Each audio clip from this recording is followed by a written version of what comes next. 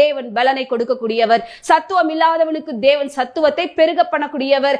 கர்த்தருடைய சமூகத்துல தேவ பாதத்துல காத்திருந்த அந்த ஜனங்கள் ஒரு நாளும் குறைவோடும் நிந்தையோடும் அவமானத்தோடும் பலனற்றவர்களாக தேவைகள் சந்திக்க முடியாதபடிக்கு மற்றவர்கள் முன்பாக தலைகுனியோடு இருக்கக்கூடாது என்பதை அறிந்த தேவன் இவங்க போகிற வழியிலே சோர்ந்து போவார்களே, அவர்களுக்கு பிரச்சனைகள் வந்துருச்சுன்னு சொன்னா சோர்ந்து போயிட்டு கர்த்தரை விட்டு என்ன பண்ணிடுவாங்கன்னா தூர போயிடுவார்களே என்பதை அறிந்த தேவன் அவர்களுக்கு சத்துவத்தை கொடுத்தாராம், அவர்களுக்கு பலனை கொடுத்தாராம். மாம்ச பிரகாரமாக அவர்களை திருப்தி செய்தார். மாம்ச பிரகாரமாக அவர்களுக்கு ஆகாரத்தை கொடுத்து அவர்களை போஷித்தார். இந்த வேளையில கூட நீங்க சோர்ந்து போயிட்டு பலனற்றவர்களாக திடனற்றவர்களாக தொய்ந்து போன ஒரு நிலைமையில நீங்கள் காணப்படும் பொழுது கர்த்தர் உங்களுக்கு பலனை கொடுக்கக்கூடியவராக இருக்கிறார். அவர் ஆவிக்குரிய மன்னாவினால போஷிக்கக்கூடியவர். ஜனங்களை 3 நாள் என்ன பண்ணாருன்னு சொன்னா ஆவிக்குரிய மன்னாவினால போஷித்தார். ஆத்மாவில ஒரு பலன் அவங்களுக்குள்ளாக உண்டானது.